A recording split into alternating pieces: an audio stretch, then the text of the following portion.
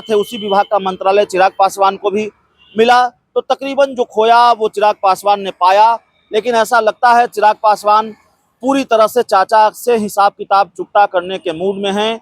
जिस बंगले को या जिस पार्टी दफ्तर को हम दिखा रहे हैं वो आने वाले कुछ दिनों में चिराग पासवान की पार्टी का दफ्तर हो सकता है। जो खबर आ रही है राजनीतिक गलियारों से, जिस तरह की जानकारी निकलकर सामने आ रही है, चिराग पासवान की पार्टी ने भवन निर्माण विभाग के अधिकारियों से संपर्क किया है, उनसे बातचीत की है और चिराग पासवान इस पूरे प्रोसेस में, उनकी पार्टी इस पूरे नमस्कार, आप देख रहे हैं धा न्यूज और मैं हूं अभिषेक मिश्रा। देखिए, इस वक्त हम राष्ट्रीय लोक जनशक्ति पार्टी के दफ्तर के बाहर हैं। क्यों हैं ये बताने की जरूरत नहीं है।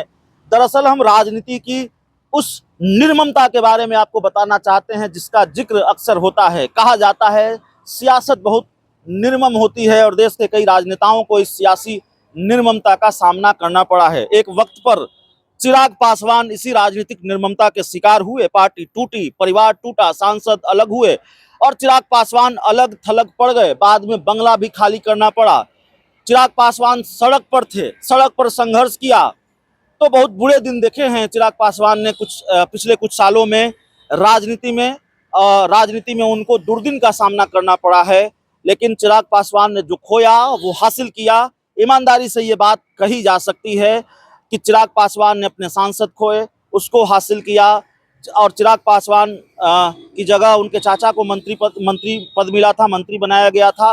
तो जिस विभाग के मंत्री चाचा थे उसी विभाग का मंत्रालय चिराग पासवान को भी मिला। तो तकरीबन जो खोया वो चिराग पासवान ने पाया, लेकिन ऐसा लगता है चिराग पासवान पूरी तरह से चाचा से हिसाब किताब चुकता करने के मूड में हैं। जिस बंगले को या जिस पार्टी दफ्तर को हम दिखा रहे हैं वो आने वाले कुछ दिनों में चिराग पासवान की पार्टी का दफ्तर हो सकता है। जो खबर आ रही है राजनीतिक गलियारों से, जिस तरह की जानकारी निकलकर सामने आ रही है, चिराग पासवान की पार्टी ने भवन निर्माण विभाग के अधिकारियों से संपर्क किया है, उनसे बातचीत की है और चिराग पासवान इस पूरे प्रोसेस में, उनकी पार्टी इस पूरे प्रोसेस में, इस पूरी प्रक्रिया में लगी हुई है कि ये पार्टी का दफ्तर उनको मिल जाए। पशुपति पारस को पार्टी का ये दफ्तर खाली करना पड़ेगा और उनके पास बहुत वक्त नहीं है।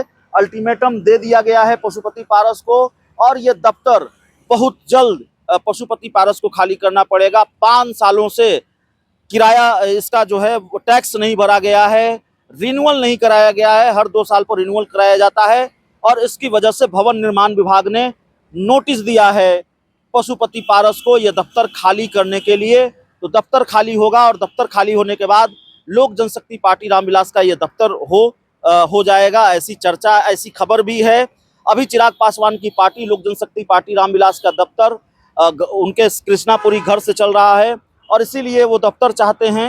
ये दफ्तर एलजेपी का था जब लोजपा नहीं टूटी थी, लेकिन बाद में जब लोजपा टूटी तो ये रालोजपा का दफ्तर हो गया और लोजपा रामविलास का दफ्तर चिराग पासवान के घर से चलने लगा, श्री कृष्णापुरी स्थित घर से। तो बड़ी जानकारी है, बड़ी खबर है। ठीक से देखिए इस पार्टी दफ्तर को। ये वो दफ्तर है, इसी दफ्तर में बैठकर पशुपति पारस सालों तक दहाड़ते रहे। 2-3 सालों तक चिराग पासवान के खिलाफ दहाड़ते रहे, डंके की चोट पर ये कहते रहे कि हम हाजीपुर लड़ेंगे, दुनिया की कोई ताकत हमको हाजीपुर लड़ने से नहीं रोक सकती और तमाम तरह के दावे वो करते रहे। लेकिन उनका दावा हवाई साबित हुआ। चिराग पासवान और भारतीय जनता पार्टी ने मिलकर उनको निपटाया। बावजूद उसके उन्होंने बीजेपी के सामने हथियार डाल दिए कि नहीं, मैं एनडीए का हिस्सा हूं। पहले उन्होंने ऐलान किया कि नहीं, राजनीति में कोई साधु की जमात नहीं होता, हम चुनाव लड़ेंगे हाजीपुर से, लेकिन वो लड़े नहीं और उसके बाद उन्होंने हथियार डाल दिए। बावजूद इसके जब से चिराग पासवान एनडीए में आए हैं पशुपति पारस के ग्रह नक्षत्र खराब ही दिख रहे हैं। पहले सीटें गंवाई और अब ये पार्टी का दफ्तर भी वो गंवाने वाले हैं। ये पार्टी का दफ्तर भी उनके हाथ से जाने वाला है। बहुत बहुत धन्यवाद।